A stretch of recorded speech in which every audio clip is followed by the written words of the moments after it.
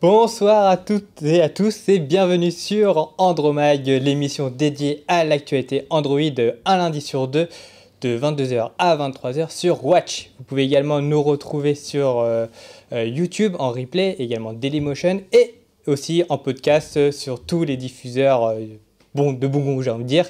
Et là, c'est une émission spéciale puisque ce n'est pas Mathieu qui présente, mais moi-même, Jason. Et on va parler du MWC et pour ça, je suis en charmante compagnie comme toujours. Hein Mathieu? Exactement. J'ai ramené 2 copines pour toi d'ailleurs. Ils sont aussi en charmante compagnie, elles font un selfie.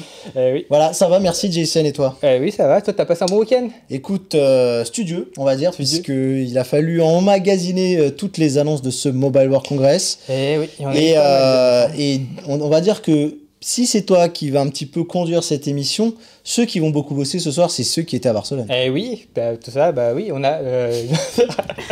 Tout ça. Donc, on a tout ça là. Quentin de ITG Break qui est ici présent. Non mais ça va tout ça, ça me va. Tout ça, oui. Exactement, on était, on peut le dire, les envoyés spéciaux de Watch à ce Mobile World Congress. Et ça va, t'as pu récupérer? Ah mais moi j'ai récupéré, mais après j'ai mal dormi. J'ai mal dormi, mais c'était très très fun. Ouais. Très très fun. Et t'as récupéré aussi d'autres choses, on va voir ça après. Ah, pas mal de petites choses, hein, Adrien. Voilà, oui, tout à fait. Hein. Ça va Adrien? Ça va bien. Adrien du site de Movely.fr. Ouais, c'est ça. Et on a également Marco de Top for Fun. Salut Marco. Salut tout le monde. Et voilà. Ça fait plaisir de l'avoir avec nous parce que bon, malheureusement, il est toujours pas là physiquement. Un jour, on rêve de l'avoir ici en plateau. C'est un vieux pieu. Ça va, peut-être. On y arrivera peut-être. On verra bien. Allez. Ouais. Alors Mathieu, de quoi on va parler aujourd'hui? Eh bien écoute, on a quasiment tout dit, puisqu'en fait, en grosso modo, on va globalement parler du Mobile World Congress. On va faire parler d'ailleurs que de ça. Oui. Et justement, si nous, on n'a pas pu y aller à Barcelone, nos amis y étaient. Donc du coup, ça va être l'idée d'essayer de débriefer un petit peu ce que eux ont vécu là-bas, la manière dont on a pu le percevoir, que ce soit un petit peu nous ici, et eux de leur côté, et essayer de voir un petit peu si Samsung aurait pas vampirisé ce Mobile World Congress. Ça va être un petit peu un mini débat qui va nous animer. On va un petit peu faire le tour des marques. Alors il faut savoir qu'il y a énormément de téléphones, donc on risque de ne pas pouvoir parler de tous les téléphones. Et l'idée, c'est de mettre en lumière peut-être les téléphones qui vous ont plu, vous les amis qui avez pu les prendre en main. Ensuite, on va un petit peu justement donc parler des téléphones que vous avez retenus. Et on finira donc par peut-être nos petits coups de cœur de là-bas. Voilà pour ce fameux sommaire. Et oui, et n'hésitez pas à interagir avec nous sur Twitter. Exactement, faites comme Batix qui est déjà sur Twitter avec le hashtag Andromag qui nous dit bonsoir. Et oui, bonsoir Baptiste. Hein. Bonsoir. Voilà, donc je pense qu'on a tout dit. Oui, voilà, on peut passer à l'étape d'après. À l'étape d'après.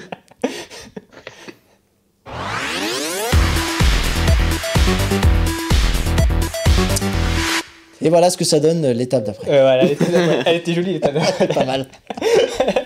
Et donc, bon, on va parler donc de ce MWC. Alors, on va parler un petit peu avant des choses qui sont un petit peu du folklore de ce MWC. Et qu'on a un petit peu partout sur nous, quand même. Marco l'a pas, mais nous, on l'a sur le plateau. Même moi, je me suis habillé pour l'occasion, j'avais profité.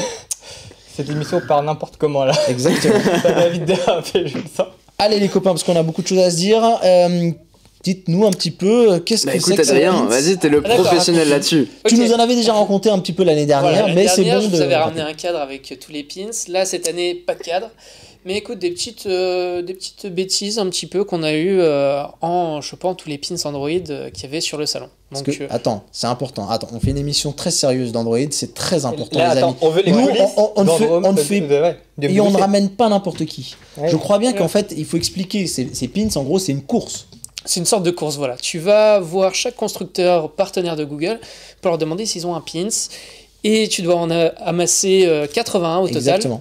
Donc pour en fait, avoir tous les pins. d'ailleurs Benji me disait à l'oreillette, il a tout à fait raison, c'est Tout plutôt une calendrier, chasse au trésor, C'est une puisque chasse au trésor. il Voilà. suffit pas d'aller dans n'importe quel stand pour trouver tous les pins, il y a c'est des ça. stands qui sont un peu précis, après on en C'est trouve ça. globalement facilement. Voilà. Après, Parce tu que- les échanges, vraiment, tu négocies pour avoir celui du lendemain. Enfin, il y a plein de magouilles Voilà. que tu peux faire.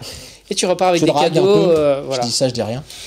Tu repars avec des cadeaux comme par C'est exemple ça. cette gourde que tu... Là, hop, je présente à la caméra. Cette gourde, tu avais une batterie externe aussi qu'on pouvait avoir. Ouais. Très Alors sympa. combien de pins, Quentin? Alors en fait, le but c'est de récupérer tous ces pins. Et Adrien l'a bien dit, c'est sur chaque stand de constructeur. Donc ça peut être LG, Samsung, ZTE, des choses comme ça. Et en fait, il nous donne un petit passeport qu'on récupère sur le stand de Google. Exactement. Et au dos de ces petits pins que j'ai dans les mains, en fait, on a un petit stickers. Et On a ce une stickers photo, là, on va le coller directement sur le passeport pour ensuite remplir des pages. Et on a le stade gold, le stade silver et le stade bronze. Et en fonction de ces stades, en fonction de ces paliers, on gagne des cadeaux. Et là, Donc, c'est le cadeau voilà. gold. C'est le cadeau final, c'est et- le sac Android. Et pour avoir donc le statut gold, il faut avoir combien de pins? En tout, il en faut 78, plus les 3 bonus qu'il nous donne quand on remplit un palier. Donc en tout, il y en a 80 à récupérer. Normalement, je crois, Benji, on a mis une image, donc, puisque Adrien avait réuni tous les pins, je dis pas de bêtises, et on peut voir un peu le passeport, voilà, magnifique avec les images qu'on a ici. Et en gros, voilà, vous avez tous ces pins à récupérer. Si vous voulez, le bronze, argent et or, c'est un peu les boss de fin, quoi. On peut, Ouais, c'est ça, exactement. on fait du à quoi tu joues, comme on peut, mais en gros, c'est les étapes ultimes. Lorsqu'on a validé l'ensemble de ces passeports. Donc cette année, par contre, d'ailleurs, vous étiez en battle avec un Espagnol, voilà, qui avait gagné l'année dernière de très peu face à toi, je me souviens. J'avais raté le croche-patte, malheureusement. Et du coup, là, cette année, on a les c'est deux bon. vainqueurs. Voilà. Donc voilà, On a c'est pour ça gagné. qu'on les a autorisés d'ailleurs à venir, sinon c'était même pas la peine. Parce qu'on veut la crème de la crème. Exactement. Donc voilà, donc en gros, on gagnait donc la gourde, la batterie externe, c'est ça? La batterie externe, la gourde et le sac. Et le magnifique. Alors ça, Et c'est ça, pas à gagner, mais C'est pas à gagner, je c'est ton tenais à petit dire cadeau merci. parce que t'étais pas là. Merci. Voilà, on pouvait faire personnaliser son petit Android avec des stickers. Et celui-là, je l'aime beaucoup. Parce qu'on parle de stands comme LG, ZTE, des choses comme ça, mais en fait Google avait toute une allée dehors où il distribuait des cadeaux, il distribuait des pins, et en fait on avait pas mal d'activités un petit peu différentes où on pouvait faire de la VR, ou aller à une activité workshop pour avoir ce petit Android et personnaliser ses petits stickers. Donc là Mathieu il a ses petits stickers avec son petit nom pour pouvoir personnaliser son Android. Il faut Donc savoir voilà. que Google n'est pas présent en tant que constructeur, mais il anime quand même ce salon, comme dans les années Exactement. précédentes. Donc au CES, on voyait Google avec leurs énormes distributeurs géants, avec le monorail qui est déguisé en Google Assistant. Et bah là, en fait, le mobile, il est présent avec Google à travers Android, qui sont partout. Très bien les amis. Alors moi, je pense qu'on va le baptiser, celui-là. Et je propose, Benji, tu me diras à l'oreillette si tu es d'accord, on va l'appeler Watch Droid. Comme ça, il a son petit nom, il fera partie de la famille. Il sera ici présent très souvent avec nous, Watch Droid, parce que voilà. Et je tenais à faire une dédicace tout particulière à notre ami Roland Fleur sur Twitter, puisque je partage mes longues journées de boulot avec lui. Donc voilà, je tenais à lui faire une petite dédicace. Il nous regarde ce soir. Il a osé le faire parce qu'il n'est pas du tout Android à la base. Ouais. Donc voilà, et il nous envoie une fameuse photo, vous savez, des anciens pins avec donc là je crois que c'est Jean-Pierre Pernaut de TF1. Donc voilà, on salue Jean-Pierre puisque c'est un collègue à nous, hein, voilà. Bon, je pense qu'on a fait un petit peu le tour de ce petit off qui était voilà très sympa. Oui. Globalement, ça s'est bien passé. Marco, c'était cool avec les enfants là, tout ça, ils sont bien comportés. Ils se sont très très bien comportés. On a été très professionnel du début à la fin, tu l'imagines. Connaissant, oui, totalement. Bon, eh ben écoutez, je vous propose qu'on rentre un petit peu dans le vif du sujet. Alors j'essaie de retrouver mon conducteur, hein, voilà, hein, le fil de l'émission. Donc les amis, globalement, et d'ailleurs je vais rebondir sur c'est dur, Dashad. C'est très très dur ce soir. Excuse-moi Dashad si j'ai écorché ton pseudo, qui nous dit « Hello la team, alors le MW 2018, beaucoup de bruit pour pas grand-chose, les grosses attentes, capteurs sous l'écran, les objectifs sous l'écran, toujours dans la spéculation, pas de date de dispo, ferme de nos prochains smartphones, on nous vend du rêve, rien n'avance. » Alors est-ce que globalement, c'est ce que vous êtes. Est-ce que vous êtes d'accord avec lui ou pas du tout? Oui. Je vais commencer par Quentin un petit peu. Allez. Alors, Moi, c'était une première, le Mobile World Oui, Congress. c'est vrai d'ailleurs, exactement. Donc, je savais pas trop à quoi m'attendre. Je sais qu'il y a énormément d'annonces, je sais que les constructeurs viennent pour faire des annonces, etc. et rendre leur téléphone disponible. Mais en fait, comme je vais dire dans ma vidéo, le Mobile World Congress cette année, c'est un petit peu la continuité du CES. C'est-à-dire qu'il n'y a pas eu énormément d'annonces, il y en a eu, mais... Au niveau du mobile, c'était très discret. Hein, voilà, c'est ça, il n'y en a pas eu des floppés et des floppés comme on a l'habitude d'en avoir. Et donc, on a quelques coups de cœur qui sont ressortis, des téléphones assez atypiques, mais pas des choses extraordinaires non plus. Donc, on va parler de certains smartphones. Très bien. Samsung, on va parler de Samsung parce qu'ils étaient quand même présents, même s'ils étaient... je pense un petit peu en deçà de ce qui des dernières années, mais on en a eu pas mal. Est-ce qu'on commence à faire notre petite sélection ou Alors, on va quand même prendre on va faire le tour rapidement de ceux qui étaient là-bas. Alors, toi, Adrien, pardon. Bah écoute, moi sur le MWC, juste ce que j'ai vu, c'est la démocratisation des écrans 18/9. T'en avais à tous les stands. Exactement. Ils n'avaient pas forcément des écrans borderless, mais c'était 18/9 partout. Très bien. Et toi, Marco, tu rejoins un petit peu l'avis alors de tes camarades. Surtout oui, l'avis d'Adrien, effectivement, c'était la démocratisation des écrans 18/9. Quasiment toutes les marques, voire même toutes les marques ont sorti leur écran 18/9, voire 19/9, mais je dirais il est assez particulier ce MWC. Il est un petit peu en demi-teinte, tu vois. Il est un peu décevant parce qu'on attendait plus de wow effect, plus de wow au sein des grandes marques, même de Samsung. Ouais. Mais au final, c'est pas si mauvais que ça. C'est juste moins effets spéciaux que les années d'avant. Très bien. Et je vais juste moi finir par dire que nous, vu de l'extérieur. Alors, ce qu'il faut savoir, c'est que nous, en off, on parlait très souvent avec les copains. Alors nous, moi j'étais censé aussi aller à Barcelone, j'ai pas pu y aller, mais on parlait en off et on était un petit peu tous il y en a qui ont été parce que c'est le boulot, hein, c'est YouTube, il faut ramener des vidéos. Donc Quentin, c'était son premier, donc dépucelage oblige, il fallait bien y passer à un moment ou à un autre. Et en même temps, il fallait qu'il y soit pour présenter les vidéos sur sa chaîne, ce qui est bien normal. Et Marco, je dirais aussi, c'est pareil aussi, il fallait présenter. Oui, pour Mouvli, c'est également la même chose, mais moi, les amis, je me souviens vraiment des discussions que j'avais avec vous et franchement, personne n'avait vraiment envie d'y aller, enfin, à part pour l'ambiance qu'il y a peut-être en off entre nous parce qu'on s'entend super bien. Mais moi, au final, si je globalise tout ce que j'ai vu, eh bien, je trouve qu'il est en demi-teinte. Je rejoins complètement Marco, mais pas si mauvais que ça.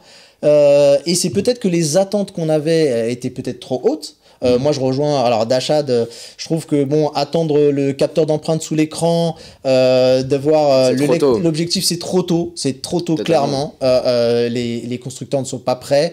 Certains se tentent l'aventure, on en reparlera un petit peu en dessous. Ils se mettent à niveau en fait. Voilà. Et au final, je trouve que les stars de ce salon n'étaient pas celles que l'on attendait justement, et qu'il y en a quand même qui ont tiré leur épingle du jeu. Moi je tire mon chapeau aux constructeurs qui ont su voir peut-être cette petite fenêtre ouverte en disant nous on va y aller avec nos armes, donc modestement, mais on va proposer des choses, et croyez-moi c'est plutôt pas mal. Donc voilà ce que je voulais dire globalement moi pour ce que j'ai pensé.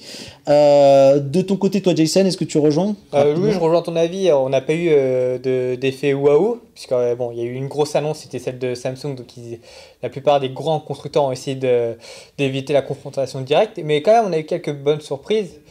C'était pas non plus le meilleur MWC, mais on a vu par exemple des constructeurs qui ont sorti des téléphones au bon rapport qualité-prix, et la démocratisation du C9e, mais aussi malheureusement la démocratisation de l'encoche sur les téléphones. Exactement. Donc, personne n'en parle du notch. Ça vous justement, tu vois, dans nos coups de cœur, on va en parler. Ça. Et moi, on m'a dit que je pouvais pas parler d'un sujet, donc j'en parle pas.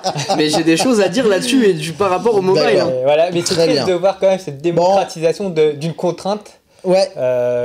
Cette démocratisation d'une contrainte sur les téléphones, alors que il n'y a pas trop d'utilité quand on voit les autres constructeurs, ils apportent pas une plus-value derrière avec le notch. Alors, l'encoche. Justement, pour vous, parce qu'on va pas avoir le temps de tout parler malheureusement, mais on a déjà pris un peu de retard sur le programme.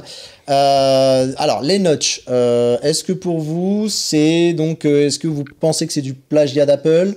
Est-ce que c'est autre chose plus que ça, ou c'est juste l'effet de mode? Pour alors le notch, exactement, ça vient du terme anglais et qui veut dire encoche, tout simplement. Voilà. Donc c'est cette fameuse qu'on voit ici. Est-ce que t'as pas une image blanche pour vraiment qu'on puisse sortir prendre les paramètres au pire si c'est l'interface est blanche. Alors et là. Voilà, donc là on voit, il y a une encoche en fait qui sur l'iPhone 10 permet de capter, de positionner en fait les capteurs frontaux, donc Touch ID, pas Touch ID. Face ID. Voilà. Et donc, voilà, donc on n'a pas l'écran qui recouvre la totalité de la surface avant, puisqu'il y a les capteurs photo et le haut-parleur qui est présent. Et dans ce MWC, on a vu de plus en plus de constructeurs adopter donc cette encoche pour maximiser la surface de l'écran sur la face avant, mais également donc, parce qu'ils ne pouvaient pas cacher les capteurs frontaux. Comment tu interprètes ce signal, Marco? Alors, tout le monde ne l'a pas adopté, hein, mais globalement, il est clair que les constructeurs chinois, eux, s'y ont mis. Et en fait, moi, ce qui m'a le plus étonné, c'est qu'on a vu d'autres constructeurs à laquelle on n'était peut-être pas très habitué à voir trop s'inspirer d'Apple, notamment Asus, je pensais. Qu'est-ce que tu vois comme signal, toi, avec... est-ce qu'on va en prendre à toutes les sauces, ou est-ce que c'est vraiment, tu vois, une spécificité des smartphones chinois, parce que dès qu'Apple fait un truc, ils se sentent obligés de le faire pour vendre du téléphone? Non, apparemment, c'est une tendance lourde du marché. C'est une tendance lourde du marché qui est drivé par deux choses. Les constructeurs eux-mêmes ont fait des études de marché auprès de leur panel utilisateur. Ils se sont rendus compte que ces derniers demandaient des écrans de plus en plus grands, borderless. Visiblement, c'est l'une des demandes qui est faite, et l'iPhone X n'y est pas pour rien. La deuxième chose, c'est que les fabricants d'écrans eux-mêmes, donc les fournisseurs d'écrans, sont vraiment résolus à proposer ce genre de choses. Et du coup, tu sens que le marché est en train de virer, et parce que les utilisateurs le veulent, et parce que les constructeurs de dalles le font aussi. Donc du coup, les écrans 16/9 classiques sont premiers à disparaître si ça continue comme ça. Très bien. Adrien, quand même, Marco justifie donc l'idée de l'écran plus grand. On voit quand même qu'il y a d'autres constructeurs qui succombent pas à cette encoche. On peut parler de Samsung, mais on voit bien qu'il y en a d'autres. On pourrait même parler de Vivo, dont on parlera un petit peu après. Mais bon, si le téléphone n'est pas encore totalement officiel, on voit qu'il y a d'autres voies aussi pour offrir des téléphones borderless. Par exemple, des téléphones qui adoptent une encoche mais en forme de rond, comme par exemple Essential, voilà. Qui était d'ailleurs le premier, je tiens à le dire, à faire donc cette petite... voilà. Ouais. Adrien? Donc, oui, cette encoche-là, si tu veux, elle va être amenée à disparaître, ou en tout cas à être mieux gérée. Les constructeurs, pour l'instant, à part Asus, où j'ai vu le téléphone fonctionner, et c'était vraiment top, les autres, ils font juste l'encoche et ta vidéo passe en dessous. Il n'y a pas de l'écran va bloquer. D'optimisation. Même sur l'iPhone 10, tu n'as pas cette optimisation-là. Tu vas regarder un truc en full screen, vraiment en écran large, tu vas la voir, mais tu vas perdre de l'information sur le côté. Et maintenant, les réalisateurs de films Netflix se mettent à faire du contenu justement centré, et tu n'as plus d'informations sur les côtés comme avant tu pouvais avoir dans certains films où on te demandait de regarder dans un coin de l'image qu'il se passait un truc. Là maintenant c'est terminé, tout va être au centre, donc tu vas avoir aussi une nouvelle manière de présenter le contenu. Ok, bon, en tout cas, je ne m'attendais pas à ce qu'on arrive à ce débat de l'encoche, même si c'est clair que passer à côté, ça aurait été une erreur de notre part. On a bien fait d'en parler. Je rejoins juste donc sur notre ami Roland Flure, que j'attraperai dès demain parce que je pense qu'il profite bien. Il me dit donc, si je suis bien, finalement, Samsung a pas fait un salon ultra explosif. Je vous laisserai essayer de découvrir la petite subtilité de cette blague de mauvais goût. Jason, justement... On voulait parler de Samsung. Oui.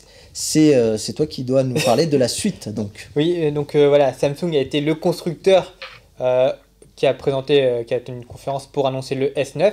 Et est-ce que Samsung n'a pas tué le MWC avec cette annonce-là en monopolisant tous les projecteurs sur eux, à votre avis? Et dessus, non, pas spécialement, mais c'est vrai qu'il n'y avait que cette grosse annonce pour apporter de la vraie matière. Tu as LG qui a présenté un téléphone, on ne sait même pas s'il va sortir en France. Est-ce que c'était une conférence? Est-ce qu'on peut même parler d'une conférence à ce niveau-là? C'était même pas une conférence. Asus, au dernier moment, genre le mardi soir, alors qu'on a d'autres choses à faire, qui présente un téléphone qui est super bien, mais ils ne le mettent pas plus en avant que ça. Le Zenfone 5. Voilà, le Zenfone 5. Qu'on a en image en plus. Voilà, donc c'est vrai que t'avais un grand boulevard pour Samsung pour son annonce. Mais sinon, après, Sony a fait toujours sa conférence à 8h du matin au MWC. Ça change pas. Il y a toujours le téléphone, en 20 minutes, c'est plié. Donc, il n'y a que Samsung qui veut faire le show avec son téléphone. C'est ça. Voilà, donc on a vu que donc il y a quand même des constructeurs qui ont réussi à se défendre. Donc, je pense pas que globalement Samsung a vampirisé, en tout cas ce salon, mais c'est clair que, alors on peut appeler ça comme on veut, mais il y a d'autres constructeurs qui ont préféré freiner des cas de fer face à se mettre avec une annonce face à Samsung.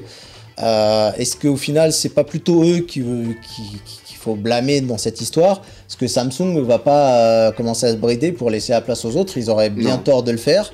Et surtout que moi, ça se justifie un peu moins cette année, là où je comprends un peu moins d'autres constructeurs, c'est que Samsung a été dans une année dite de transition. Oui.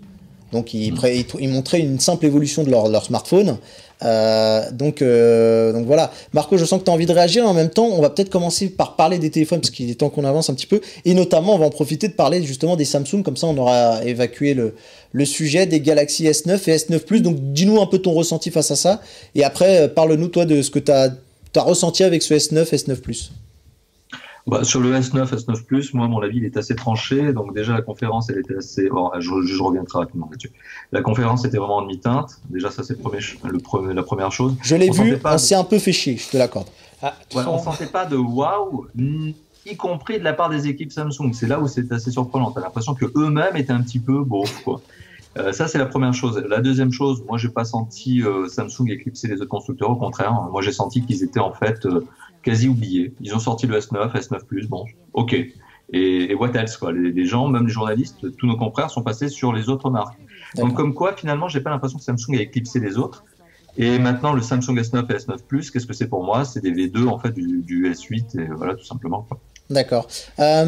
Quentin, toi qui as pu voir aussi ce téléphone, dis-moi ce que tu en as pensé et surtout est-ce que tu as pu un peu jouer avec cette fameuse donc appareil photo qui possède une ouverture qui peut se switcher entre ouverture variable. Ouverture variable qui peut switcher entre deux focales, 2, 4 et 1, 5. Voilà, le 4 et le 5, je les ai un peu inversés.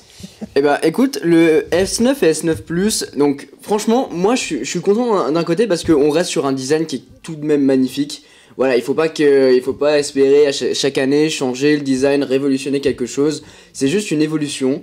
Le S9 et le S9 Plus restent dans la continuité du S8 et ils sont beaucoup plus optimisés. Ils ont en fait comblé les défauts qu'ils avaient mis sur le S8 comme ils avaient fait sur le S7 et sur le S6 avant. Et du coup, la plus grande particularité de ces deux nouveaux smartphones, c'est la caméra. Et cet objectif à ouverture variable qui en fait, grâce à un bouton, si on passe en mode pro, va changer l'ouverture. C'est-à-dire que on est à une ouverture 2.4.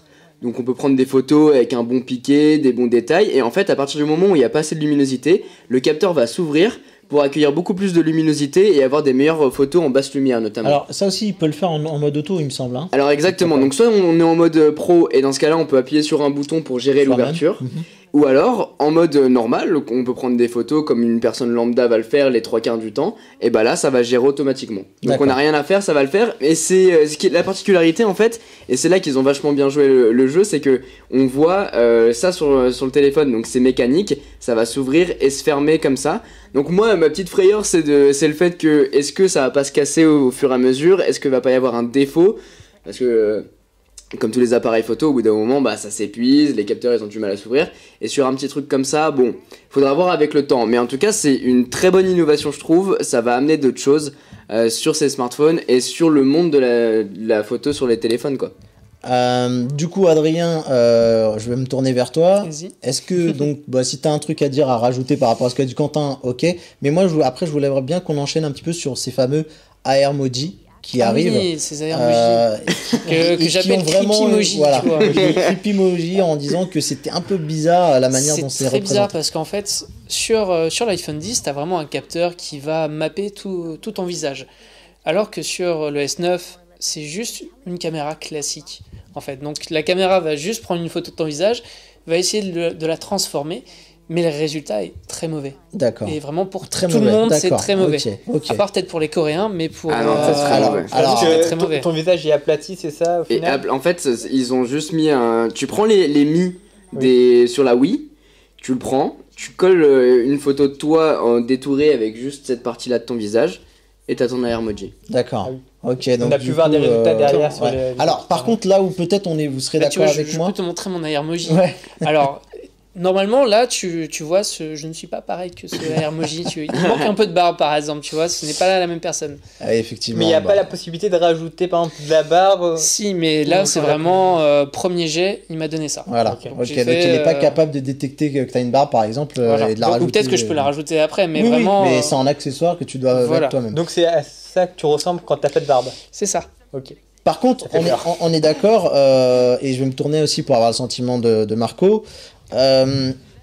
Donc ces AirMoji, on a tendance à dire que Samsung a encore une fois copié Apple, mais moi, perso, à mon avis, je suis pas trop d'accord, puisque les Animoji, et ça porte bien son nom, chez Apple, c'est la représentation des mouvements de son visage vers un animal, en fait. Ça va être un petit singe ou un truc comme ça. Mais il n'y a pas une représentation de soi-même en avatar. Là, Samsung propose, et on va dire les Animoji, puisqu'on peut avoir des animaux, mais donc il y a cette création de notre avatar qui est quand même un petit peu différente, une approche différente de celle d'Apple, pardon.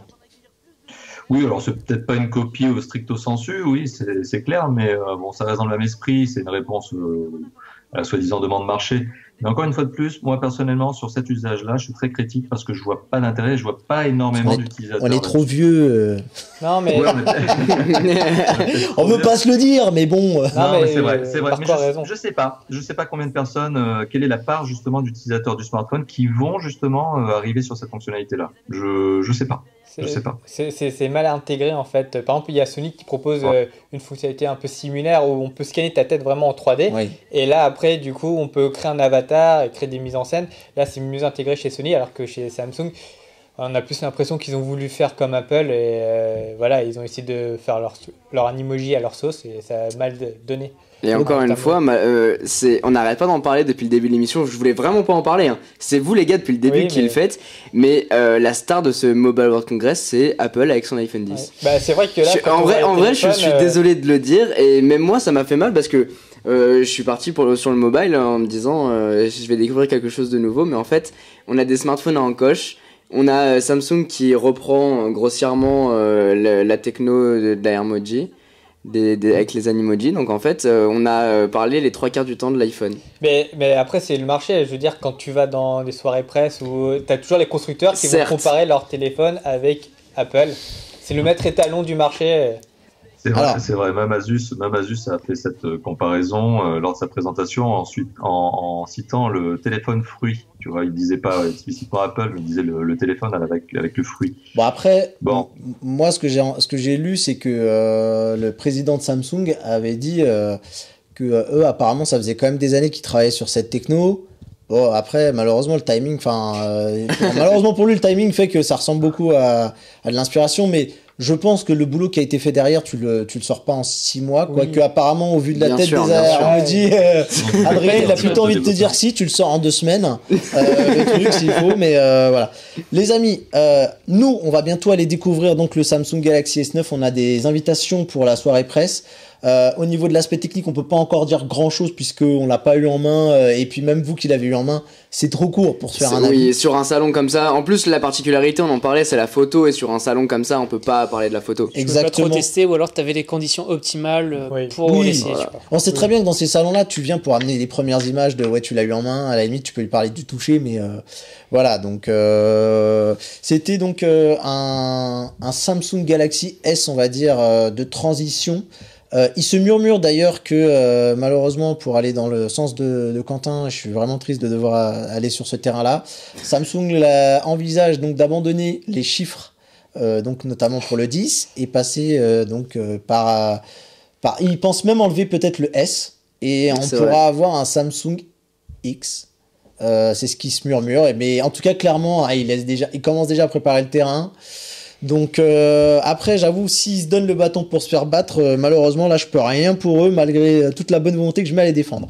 Je vais juste rebondir sur quand même les réseaux sociaux, et Batix qui nous dit par contre Xiaomi qui présente son Mi Mix 2S le jour du P20, ils ont pas peur. Ok, bah effectivement il va y avoir d'autres challengers qui vont arriver sur le terrain, et ce qui est plutôt bien, c'est que nous, à la limite, ça va nous permettre d'alimenter encore nos émissions avec des nouveaux téléphones qui vont arriver, Oui. notamment Huawei. On attend encore notre petite invitation pour l'événement. Si vous nous regardez, on vous embrasse. Ouais, moi aussi. Et n'oubliez pas, vous avez nos emails, n'hésitez pas à balancer. Et je vous propose, les amis, qu'on donc fasse le tour des constructeurs. Donc, ce qu'on va faire, c'est que nous, avec Jason, je vais commencer, Jason, tu feras celle d'après. On va donner les marques. Je vais donner les modèles, on va pas tous les faire en fait, parce que globalement, on a beau dire que ce Mobile World Congress est un peu en demi-teinte. Moi, j'ai l'impression que cette année, ils ont annoncé encore plus de téléphones qu'ils ont jamais annoncé sur le salon, parce que, enfin, t'as certains constructeurs comme Echo, Qui ont... dont je tiens à dire ce soir, on ne parlera sans doute pas de Echo, ce n'est pas qu'on les aime pas, mais on a déjà une émission peut-être prévue avec eux, si tout va bien dans 2 semaines, donc on aura largement évoqué le On sujet. va en parler, mais un en peu plus. surface. Voilà, on va en parler, mais très rapidement. Parlons de Alcatel. Donc Alcatel, c'est un petit peu étrange, hein, juste en préambule. Alcatel qui commençait à faire une petite montée en gamme, moi je trouve, dans ses smartphones. On avait Oui. notamment les Alcatel 4S, 4S, la voilà, gamme Idol, en fait, et les 5, les Idol. Et là, qui a revu donc sa stratégie, sans doute suite au rachat de TCL de BlackBerry, où on a l'impression que maintenant ils veulent scinder les deux marques en deux. Donc Alcatel qui aura du téléphone entrée mid-range, enfin milieu de gamme, pardon, j'en perds mon français, et BlackBerry qui aura peut-être des téléphones un peu plus haut de gamme, on va dire, haut du panier. C'est totalement ça. Alors, si je vous dis Alcatel, alors Alcatel, moi j'ai le Alcatel 1C, qui est le tout premier entrée de gamme, qui est un téléphone à 90 €, qui est pas 4G, je trouve que c'est pas très Il intéressant. sortira pas en France. Très bien, Là, et ben voilà. c'est pour les Hop. autres marchés. On a le Alcatel 1X, donc qui est un téléphone à 100 €. On a le Alcatel 3, Alcatel 3V. Attendez, c'est pas fini, hein, si vous croyez que c'est terminé. Il y en a encore. Alcatel, donc j'ai imprimé 2 fois la même chose, c'est très bien. On a le Alcatel 5, voilà. Alcatel 3X aussi. Oui, le 3X, je l'ai pas dit. D'accord, ok, bah alors c'est que j'avais dû squeezer. Mais VX normal. voilà, donc on a la famille 3 et on a celui qui est un peu haut du panier qui est le 5. Est-ce que vous, dans cette gamme chez Alcatel, les amis, on a peu de temps, si vous sentez pas de répondre, que soit où il n'y a rien qui vous Oh, intéresse, il n'hésitez est pas. chaud, il est chaud. Regardez-moi ce Marco. Et ben voilà, Marco, lui, il perd pas le temps. Et voilà. Donc Alcatel, bon voilà, alors toi, le 5, ça y est, tout de suite, déjà tu l'as même ramené avec toi. Ah bah il faut être sur le coup, hein. faut y aller. Hein. Ah les jeunes hein, ça fait les malins avec leurs AR maudits, hein, mais en attendant, c'est nous qui ramassons les téléphones. Ouais, il faut les tester, hein, faut y aller. Hein. Bon, Bon, bah non, dis-nous mais tout. Alcatel, c'est marrant parce que tu évoques une marque qui a un peu changé de positionnement. Je pense qu'en fait, ils sont malins, quoi. Ils vont juste là où on les attend et là où ils peuvent gratter des parts de marché. Ils savent qu'ils iront jamais sur le haut de gamme, ni le ultra haut de gamme. C'est pas leur truc, personne les attend là-bas. C'est dommage parce que les idoles étaient sympas, moi. Ouais. Mais C'était les cher idoles, pour le c'est coup. des moyens de gamme Ouais. à tendance haut de gamme, mais c'est des moyens de gamme. Et le Alcatel 5 que tu viens de citer, c'est un entrée de gamme, moyen de gamme, bien sympa. Dans l'aspect, il est sympa, hein, mais c'est juste que son prix, il est bas, et tant mieux, ça fait une bonne affaire. Mais, petite parenthèse, il se murmure, j'ai entendu des bruits de couloir, que l'Alcatel 5 que l'on a vu, en fait, c'est juste une version sympa, mais qui aura peut-être mieux encore. Donc bon. À voir, ouais, peut-être qu'on parle un peu trop vite, effectivement, t'as pas tort. Ok, donc toi, tu retiendrais le Alcatel 5, qui t'a Ça semblé fait, pas mal. Et assez étonnamment, ça fait partie de mes 2 coups de cœur du salon. C'est assez bête comme ça, hein, ça peut sembler étonnant. C'est vrai qu'on pourrait se dire, on est plus tenté par des S9 ou des hautes flagships. Tout à l'heure, justement, Adrien citait un flagship chez LG, on n'est même pas sûr qu'il arrive, mais il y a le V30S qui, en termes de maths. V30S ThinQ. Ah C'est oui, le nom complet, attention. Voilà. V30S ThinQ. ThinQ. Et donc, oui, c'est du très beau matos. Alors, c'est vrai qu'on aurait pu parler de flagship, mais tu vois, moi, j'ai envie de raisonner différemment. J'ai envie de raisonner sur des bonnes affaires. Et l'Alcatel 5, par exemple, en fait partie. C'est un bon mobile, il est vendu à un bon prix, il aura un marché. Alors, le prix, moi, je l'ai. Donc, on est sur un prix à 229,99 €, les amis, pour une sortie début mars, de ce que j'ai des infos. Hein. Si je suis dans l'erreur, Marco, n'hésite pas à me contredire. Non, en tout cas, les équipes d'Alcatel m'ont confirmé qu'il était déjà en shipping, il est déjà parti. Il est déjà en vente. Ok, bah voilà, tu fais bien de me rattraper. On est sur un écran de 5,7 pouces HD, une caméra à 12 mégapixels pour l'arrière, on a une caméra de façade qui est en 13 mégapixels d'ailleurs, on a 3 Go de RAM, on est sur du MediaTek MT6750 et sur une batterie de 3000 mAh. Donc voilà, un petit téléphone plutôt assez costaud dans sa configuration pour un téléphone à 230 €. Je trouve que les specs par rapport au prix demandé, ils sont plutôt honnêtes, je suis d'accord avec toi.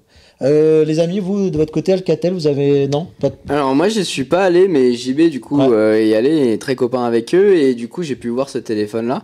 C'est vrai qu'il a l'air pas mal, en plus il est semi-borderless, en gros il n'y a pas de bordure en bas, c'est un peu plus épais en haut, donc c'est le petit côté sympa en fait de ce téléphone. Ils sont sympas aussi, oui. Je les avais vus avant le MWC, donc très sympa. Ouais. Après, ils te mettent tous du Face Unlock dans tous les sens. D'accord. Mais c'est la même techno que sur Android 4, en fait. Ah oui, ouais. En fait, il n'y a aucun constructeur qui n'a amélioré cette fonctionnalité. Je tiens à le dire, même sur le S9, où on te rajoute l'Iris, histoire de dire, mais c'est la même fonctionnalité que sur Android 4. Ça a l'air d'être un peu mieux. J'ai testé, ça reste avec ta caméra avant, mais sans tu plus. te trompes pas facilement. Voilà, après on a un test qui va bientôt sortir, enfin une vidéo qui va sortir, on l'espère. Teasing. Voilà, sur Rester Connecté. Donc j'ai pu faire le test dans le noir aussi pour voir. Oui, exactement. Et t'as fait le test dans le noir. Ouais, et ça marche pas. Alors moi j'ai fait le test dans le noir et ça fonctionne. Alors après on a une différence d'éclairage lui et moi. Voilà, est-ce que ça vient de ça en fait? Bah ouais, je me demande si ça vient pas de ça, c'est pour ça que je lui ai demandé de faire le test. Ouais. Non, mais après, peut-être aussi, c'est avec les lunettes, faudrait que je refasse. Effectivement, peut-être, voilà, exactement. Donc à confirmer, mais c'est quand même quelque chose de très intéressant et c'est d'ailleurs pour ça qu'on a quelqu'un de foncé dans l'équipe, c'est pour aller jusqu'au bout des tests. Très très très important, on tient à aller jusqu'au bout. C'est un petit teaser pour le test qui va arriver sur Android. Allez, on va parler maintenant tu vas aller nous dire, on va parler de Sony qui a annoncé 2 nouveaux téléphones, les Xperia XZ2 et XZ2 Compact. Donc c'est des téléphones qu'on avait parlé un petit peu avant. Un petit peu en amont, ouais. Et Sony qui était quand même très attendu. Oui, qui était très attendu puisqu'ils avaient, enfin les rumeurs annonçaient un téléphone borderless. Bon, au final, avec ces téléphones-là, Sony, ils changent un peu leur design, mais ça casse pas des briques. Hein. C'est juste une petite modification sans révolutionner trop. Je l'ai bien aimé par contre. Et ouais, exactement. Alors, juste les amis, moi je vous fais un disclaimer par rapport aux autres années, c'est que souvent, moi quand je vois les Sony dans les salons, j'aime bien. Après, de là à passer de switcher. Okay. Oui, non, c'est pas switcher, mais justement, Sony, ils offrent du renouveau. C'est-à-dire que on est sur un smartphone qui est plus aussi ardu quand on l'a en main. Ouais. Il est plus, comment dire, voilà, il est plus agréable, il est plus arrondi, bombé, si tu veux, avec un autre matériau. L'empreinte digitale passe au dos, donc certains aiment, certains n'aiment pas. C'est vrai que la petite particularité de l'avoir sur le côté, c'était plutôt pas mal. Mais au dos, franchement, ça répond bien. On a la possibilité de se filmer en 1080p en 960 images par seconde. Donc voilà. Ça me rappelle Jason sur la piste de danse, tiens d'ailleurs avec la vidéo qu'on est en train de regarder là. Petite particularité sympa, et effectivement il est résistant à l'eau aussi, donc franchement on est là pas sur un design qui va être super. C'est dans la continuité, il est un petit peu épais, mais franchement on a des très bons haut-parleurs aussi. Donc ça va pas casser des briques. Franchement, c'était plutôt pas mal. Moi, j'en ai un bon. Il y a une petite technologie qui a fait son apparition sur la version XZ2, pas le compact, mais le XZ2, c'est que apparemment l'écran peut diffuser du son également. Exactement. Tu as pu tester, vous avez pu tester. En fait, ça vibre. Comme une manette de PS4, voilà. Ton écran, ton smartphone va vibrer. T'as vraiment le retour haptique du son. Exactement comme bizarre, une manette de PS4. C'est étrange, mais c'est sympa. C'est une technologie aussi qu'ils intègrent sur leur télé haut de gamme. J'avais pu voir une vidéo de Pépé. Qu'on salue au passage. Et par contre, ça consomme pas de batterie. Je leur ai demandé, ils m'ont dit non, t'inquiète, ta batterie elle va pas fondre à cause de ça. Marco, toi, tu rejoins l'avis où ça va pas casser des briques, mais c'est plutôt rafraîchissant. Moi, vu de l'extérieur comme ça, moi j'ai trouvé que c'était un peu maigre, malheureusement. Bah, écoute, franchement, Sony c'est une très très bonne marque, ils font des très bons produits. Exactement. Clairement. Et le Z2, le XZ2, le XZ2 Compact sont exactement toujours la même veine, des bons produits, les prix sont cohérents, ça se tient bien. Le XZ2 est la meilleure proposition de téléphone compact du marché, avec des belles performances. C'est top.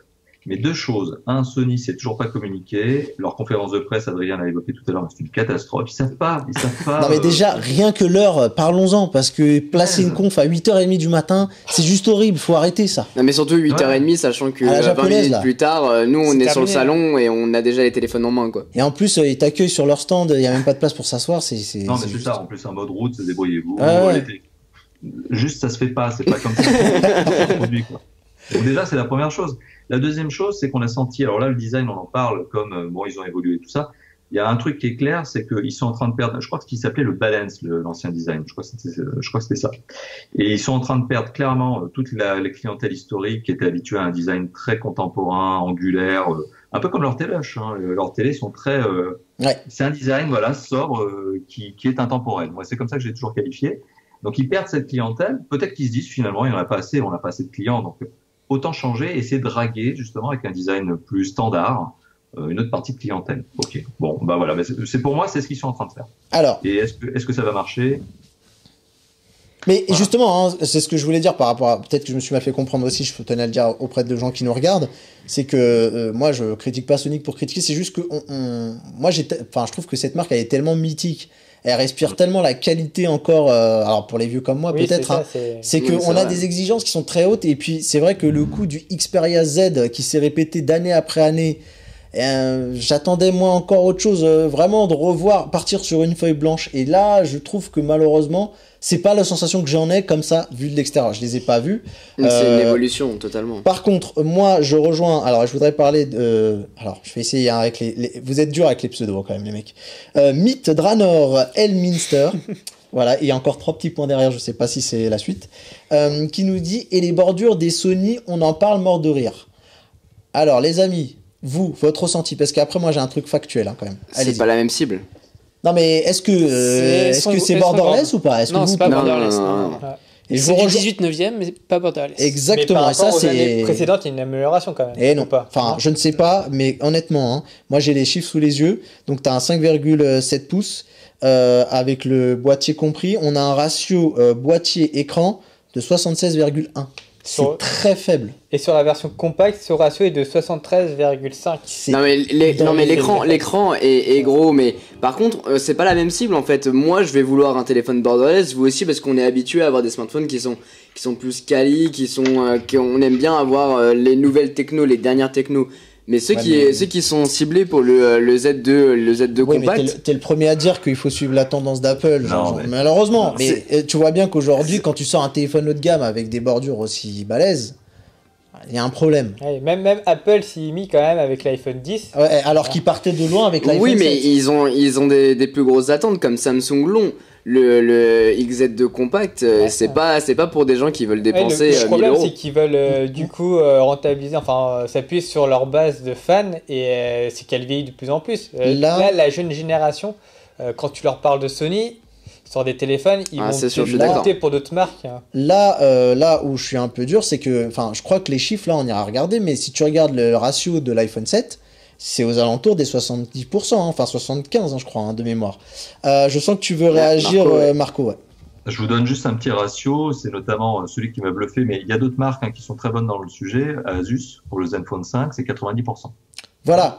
Non, mais Ouais. on est bien d'accord que tu es d'accord avec moi, Marco, qu'il y a un souci quand tu sors un haut de gamme, quoi. Tu as des standards, même que tu vas me dire, c'est pas la cible. Enfin, tu as quand même des standards que tu dois honorer, et notamment en 76, on aurait dit 85, 82, bon, tu Ouais. vois. Mais c'est pas parce que moi je prendrais cette expression, c'est pas parce que t'es un papa que tu veux un téléphone de papa quoi. T'es pas obligé d'avoir un vieux truc au design épais. Exactement. Je comprends Non, ce que tu bah dis voilà. maintenant. Il y a une époque, je comprenais pas. Maintenant, je comprends totalement ce dont tu parles.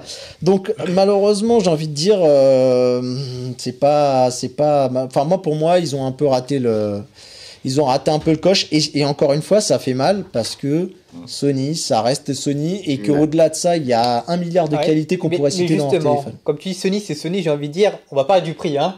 Donc le Voilà. XZ2 tout court, lui, est à 800 euros. Et le Et la date, XZ2 on a les compact dates. est de 600 euros. Alors pour le prix. Non, la Mathieu, date. La- Juste au-dessus. tu te- Mois d'avril. Alors, avril. Avril, ok.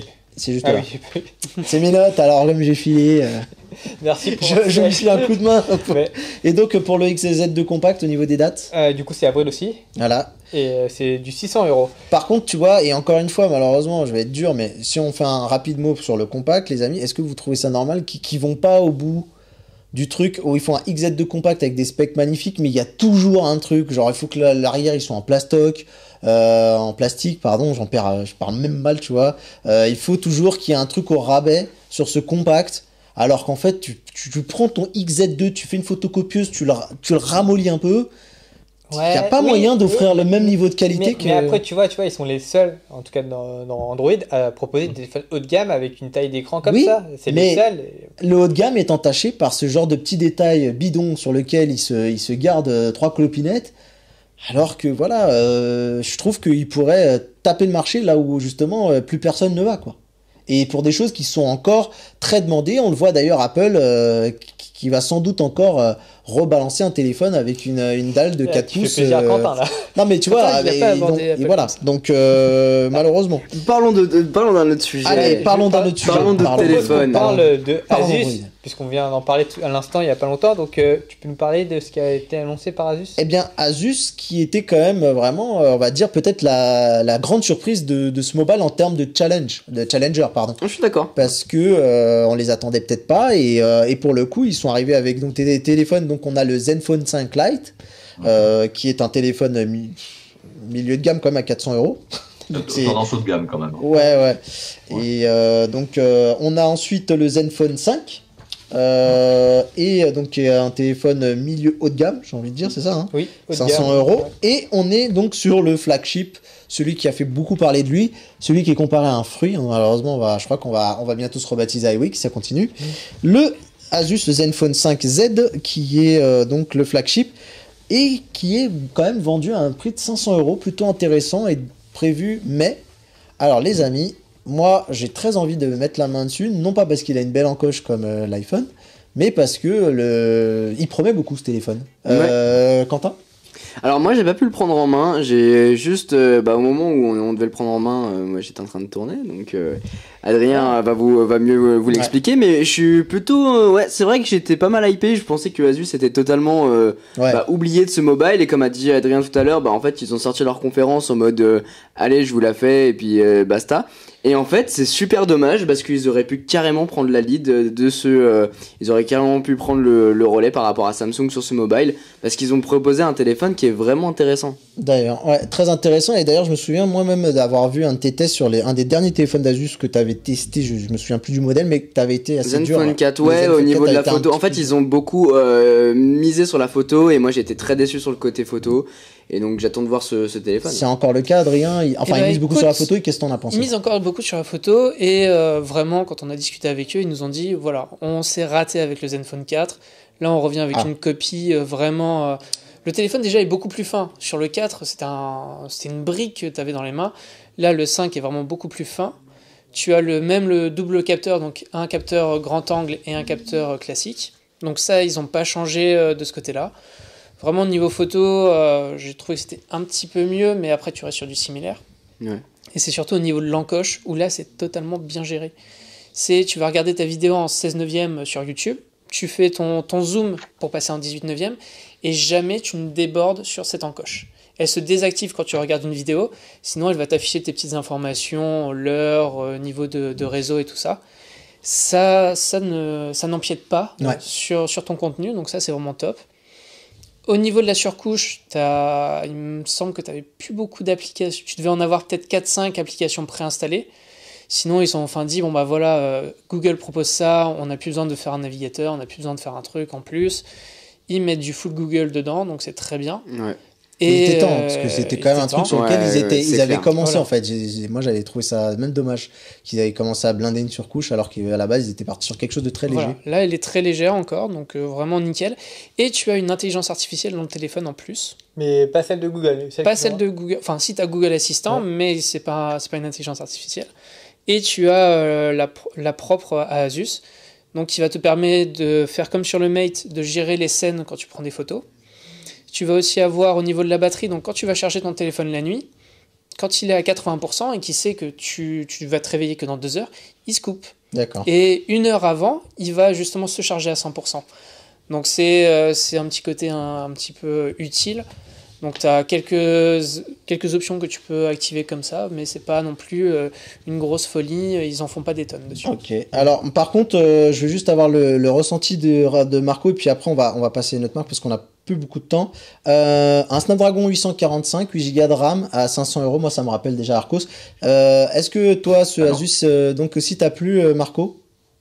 Alors juste petite précision, parce qu'il me semble que le prix de 500 euros, c'est le prix de la version qui est en dessous, c'est la 6 Go, quelque chose comme ça. Je crois que la version 8 Go, elle est un peu plus chère, elle doit être à 700, quelque chose comme ça. Ah oui, quand même. Dans tous les cas, non, je dis peut-être une bêtise, hein, attention, hein, il Ok. va falloir repréciser ça. Mais dans tous les cas, oui, ce téléphone est clairement... alors c'est un coup de cœur là aussi, mais c'est un coup de cœur positionné haut de gamme, donc bon, c'est pour ça que je le prends un peu différemment, s'il faut le budget. Mais non, ouais, très belle proposition, j'ai vraiment aimé le design. L'intelligence artificielle que citait Adrien, je suis un peu moins emballé parce que je trouve que ça fait partie des buzzwords qu'on a beaucoup entendu sur le salon. Il y a beaucoup de marques, notamment, on reparlera encore d'LG, mais qui utilisent le mot intelligence artificielle pour buzzer, tu vois, c'est le terme marketing. Mais même au CES de Las Vegas, c'était déjà ça. Hein. Mais je dis pas que c'est pas le cas. Hein. Oui, mais ça reste encore à prouver, quoi. Voilà. Il y a beaucoup de promesses derrière et c'est vrai qu'on voit pas beaucoup de choses pour l'instant de très concrètes là-dessus. Allez, on va parler quand même rapidement parce que je sais que c'est un de vos coups de cœur. Il nous reste vraiment plus beaucoup de temps, les amis. Je vous demanderai d'être assez concis dans vos réponses. Au niveau de Wiko, qui a totalement créé la surprise. Marco, moi j'ai suivi le live que tu as fait pour la conférence. Déjà, le truc qui m'a un peu choqué, c'est qu'il y avait un monde fou. Alors, est-ce que c'est toi avec ta caméra qui a réussi à donner cet effet de foulitude? J'ai pas cheaté l'image pour rajouter du monde. Ok, donc tu confirmes c'est conférence à succès pour Wiko qui malgré les dernières news avec le rapprochement avec Tino qui chez nous on l'avait un peu analysé de manière un peu négative, finalement est plutôt une bonne nouvelle.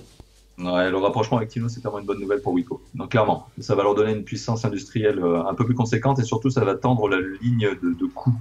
Bon, on va pas rentrer dans les structures de coûts d'un constructeur ou autre, mais en tout cas, ça ne peut être que bénéfique pour la marque et pour le consommateur. Sachez-le. Et après, au sujet de la conférence de presse, oui, c'est vrai que la marque a vraiment le vent en poupe depuis l'année dernière. On sent vraiment un gros intérêt du marché, tout marché international confondu. Wiko, c'est quand même une marque qui aujourd'hui, bon, c'est pas à moi de le dire, normalement, ça doit être un attaché de presse qui vous fait ça. Hein, voilà. Moi, j'ai juste entendu ça, donc je vous le dis. Mais la marque, effectivement, est commercialisée dans 30 pays différents aujourd'hui. Donc, c'est vrai que forcément, ça t'attire plus de monde. Elle est plus que française. Elle vend pas qu'en France, cette marque. Elle vend dans 30 pays, pays du Maghreb, pays d'Asie, plusieurs marchés en Europe. Elle intéresse tout le monde. Et le Wiko View, donc les deux Pro et 2, en quelques mots, toi, j'ai l'impression que tu as beaucoup aimé. Alors encore une fois de plus, tu vois, on pourrait me dire, ouais, bon, c'est le 2 Pro que tu vas apprécier. Non, moi je préfère le 2 tout court. Il est moins cher et encore une fois de plus, c'est vraiment un rapport spec-prix qui me semble le plus intéressant, le plus harmonieux. Et j'aime beaucoup son écran qui m'a bluffé. Je l'ai vu sur le salon. Je suis pas le seul, hein, Adrien et justement Quentin, on peut le regarder. L'écran, il est HD+. Donc tu te dis HD, ok, mais l'image pop vraiment. Ça claque. C'est assez étonnant d'ailleurs. D'accord. Les amis, juste vous, est-ce que je sais que des fois, Marco, alors je dis pas qu'il n'est pas objectif, hein, je me permettrai pas, mais je sais qu'il est Wiko enthousiaste des fois. Tout à fait. Voilà, et du coup, est-ce que vous avez le même ressenti ou pas? Bah écoute, sur un téléphone, il est vendu à 200 euros. On va juste commencer par ça, c'est 200 euros pour avoir un écran borderless avec juste le petit notch avec la caméra. L'essentiel, un peu essentiel phone. Tu fais à ce prix-là, il y a personne qui va te proposer ça, d'avoir un écran aussi beau. Après, et un design aussi beau. Et un design beau. Ah, ok. Après, derrière, on va dire, il a un processeur mid-gamme plus entrée de gamme, donc ça, c'est pas trop gênant. Mais on est sur du Snapdragon 450, les amis. Voilà. T'as un téléphone beau pour 200 euros. Ouais. Et après, nous, on a vu que les Snapdragon 400, ça marchait plutôt bien. Hein. Oui. Globalement, pour des usages. Pour ton Clash Royale et tout ça, ça fonctionne bien. Donc. Okay. Surtout qu'ils ont pas fait l'erreur, ils ont mis quand même une définition plutôt faible pour l'écran, c'est de la HD et pas de la Full HD. Donc ça... Bon, on aura l'occasion en tout cas de reparler de ces deux appareils. Donc un est vendu 199 € et 299 €. Il y en a un qui est dispo en mai et l'autre qui est dispo un peu peut-être avant, je crois. Non, les deux en mai. Non, c'est les deux deux en mai, je crois. même mai, c'est mai-juin, je crois. Ok, très bien, impeccable. Et on va parler d'une dernière marque Oui. Quand même qui est très importante, Oui. qui fait son retour à Qui chaque fait fois. son retour, oui. L'année dernière, ils avaient fait le buzz et là, cette année, il continue. C'est Nokia qui donc a annoncé plusieurs téléphones. Donc, un téléphone d'entrée de gamme, le Nokia 1. Après, d'autres téléphones de milieu de gamme, donc le Nokia 6, puis 7 Plus, pardon, je vais arriver. Et le Nokia 8 Sirocco, qui est lui le téléphone haut de gamme de chez Nokia, mais surtout, un téléphone, je sais qui t'a fait de l'œil, Quentin, c'est le Nokia 90. Alors, tu peux nous en parler un peu plus? Tout simplement, vous voyez les images à l'écran. Téléphone banane. En fait, Nokia, comme l'an dernier l'ont fait, font le buzz, on en parlait sur le trajet avec Mathieu, ils font le buzz en remettant un petit peu au goût du jour un ancien téléphone, et là c'était le cas du 90 qui a la forme de banane, et en fait pendant leur conférence ils ont buzzé là-dessus en disant on a sorti un téléphone banane, et en plus quand on allait directement sur, on va voir les images juste après, quand on allait sur leur sur leur stand, il y avait des bananes partout. Il y avait des bananes partout, et regardez, bam, j'ai le téléphone dans la main et j'ai la banane à côté, parce que c'est exactement le même form factor. Et c'était super drôle à voir. Je pense que Marco l'a vu aussi quand il a fait un petit tour là-bas. Exact. Et du coup, ils ont énormément buzzé là-dessus. Donc effectivement, il y a le haut de gamme Nokia 8 Sirocco. Ouais. Mais voilà, en fait, on va parler que du 90 parce que il est drôle. Bah, c'est comme l'année dernière où en fait quand ils ont annoncé leur future phone, en fait c'est celui-là qui a fait plus de buzz que le Exactement. reste de la gamme. Adrien, tu retiens quand même un smartphone quand même, ou c'est encore comme l'année dernière où il y avait que celui qui était rigolo Il y a le Sirocco, peut-être vite fait, mais sinon, oui, c'était celui-là le plus marrant. Moi, on Parce m'a que le dit- Sirocco on m'a quand dit même le est vendu 7 assez cher, hein. C'est ça qui a refroidi Ouais, pas c'est mal de 800, Alors, il est personnes. vendu c'est cher 700, 800. avec l'état spec un petit peu. Alors pour le rapidement, Sirocco, donc son rapide. prix c'est 750 €, donc on a le droit à un écran 5,5 pouces avec 128 Go de mémoire interne. On a Android Oreo dedans avec 6 Go de RAM, une batterie de 3260 mAh. Et pour le processeur, est-ce que tu pourrais me dire? Alors, le processeur, tu dois l'avoir par ici, qui est le Snapdragon. 835. Ok. Il y a un truc qui t'a intéressé rapidement, Marco, toi, sur ces Nokia ou pas spécialement? Alors, je vais juste réagir en disant sur la marque Nokia que j'ai été très critique. Ouais. Alors, en 2017, moi, je vais être très violent avec la marque, mais j'attendais juste qu'elle meure paisiblement. Ouais. Et quand je l'ai vu réapparaître en 2017, je me suis dit, mais c'est pas possible, mais qu'est-ce que vous faites? Laissez-la tranquille, quoi.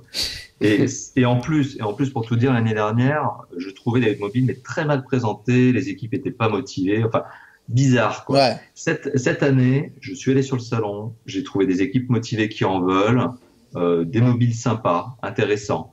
Le 90, franchement, je suis désolé, je trouve, Quentin, je vais être vraiment, mais c'est pas du tout ma cam, quoi.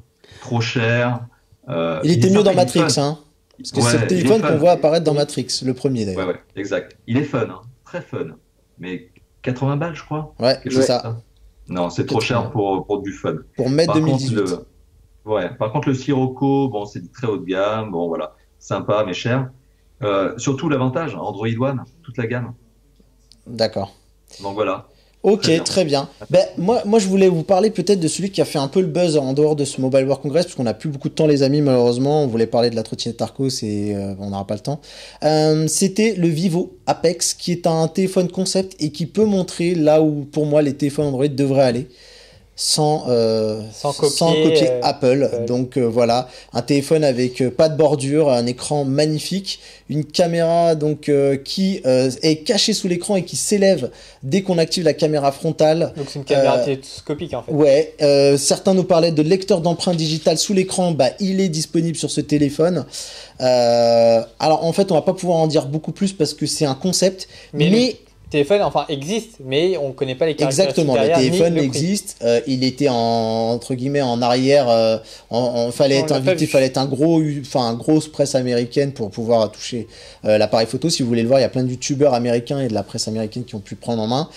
Mais on a un espoir puisqu'apparemment des invitations ont été envoyées et il se pourrait que ce soit ce Vivo Apex concept qui arrive, qui serait peut-être commercialisé, peut-être vu l'engouement qu'il y a eu autour de ce téléphone.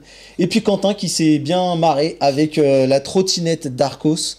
Donc, que t'as trouvé plutôt sympa en 2 mots, juste 2 mots. Ouais, non, c'était sympa. J'ai testé un hoverboard en skate électrique. Ça va être la continuité, je pense, sur la chaîne. C'était marrant. Voilà, donc à découvrir de toute façon sur ta chaîne IT Jailbreak. Exactement. Voilà les amis, on a tout dit. J'ai essayé de lire tous les messages sur les réseaux sociaux, mais vous étiez, voilà, il y avait beaucoup de monde, en plateau. C'était pas simple, mais on a essayé de vous suivre. J'ai lu tous vos messages. Merci en tout cas d'avoir été si nombreux de nous suivre. Adrien, merci d'être venu comme d'hab. Merci beaucoup. Tu connais l'adresse, tu peux venir quand tu veux. T'es à la maison ici. Quentin, bah toi tu fais partie de la team de plus en plus, t'es là. Et puis mon Marco, toi t'es trop, t'es trop rare. On aimerait t'avoir beaucoup plus souvent avec Étienne. Donc, Avec plaisir, voilà. En tout cas, ça Ok. fait très plaisir de vous avoir à chaque fois Top for Fun. N'hésitez pas à aller faire un tour, movely.fr et IT Jailbreak. Et restez connectés, abonnez-vous. Même sur Watch, abonnez-vous, mettez la cloche, ça nous fait plaisir. On se dit à très bientôt, à dans 2 semaines les amis. On vous embrasse, bye bye. Ciao. Ciao.